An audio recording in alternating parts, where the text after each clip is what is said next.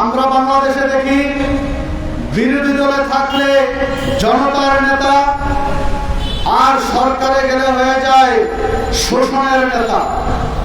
আমরা এই পালাবদলের মধ্যে আরো একটা বিড়ম্বনার কথা বলতে চাই। এই চলতি সময়ে যখন বাচ্চারা দাবি করলো যে আমরা পরীক্ষা দিতে পারি না, তাদেরকে গালাগালি তো করা হলোই, কিন্তু আমি দেখেছি আন্দোলনরত বাচ্চারা যখন রাস্তায় দাঁড়ায় মিছিল করছিল, তাদেরকে অতি উৎসাহী বিপদগামী কিছু কুলাঙ্গার পুলিশ তাদেরকে লাঠিচার্জ করতেছিল। একটা বাচ্চা দৌড়াতে দৌড়াতে পড়ে গেছে, দুইজন পুলিশ তাকে পিটাইতেছে। বাচ্চাটা বলতেছে, আঙ্কেল আর মারেন না।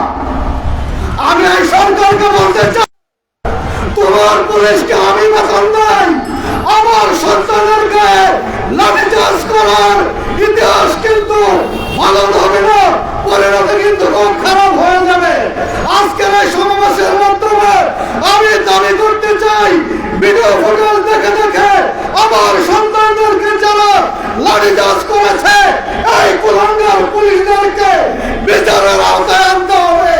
না হয় আমার 24 আন্দোলনের মতো ছাত্রদের সাথে বাবা মায়ের অবস্থায় বিচারের জন্য আমরা দাঁড়াতে বাধ্য হবো বলে দিলাম।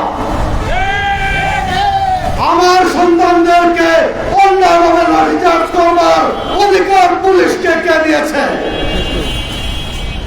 সরকারের মন্ত্রীদেরকে বলতে চাই, শিক্ষামন্ত্রীকে বলতে চাই, শিক্ষা হাফ মন্ত্রী, ছোট মন্ত্রী, এই দুঃসময় আপনারা কোনো ভূমিকা আমরা দেখতে পাই নাই।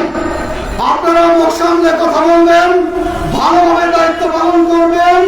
অযাচিত অকথ্য ভাষায় এই জাতিকে এস্টিমেট করবার চেষ্টা করলে আপনি দেখবেন পরনের কাপড় রেখে, রান্না করা খাবার রেখে এদেশ থেকে পালাতে হয়। এই আওয়াজ কিন্তু বন্ধ হবে না। আমি সর্বশেষে বলতে চাই, সুন্দর করে কথা বলবেন, ক্ষমতায় আছেন, এদেশের মানুষের মন মেজাজ তুলবার চেষ্টা করবেন।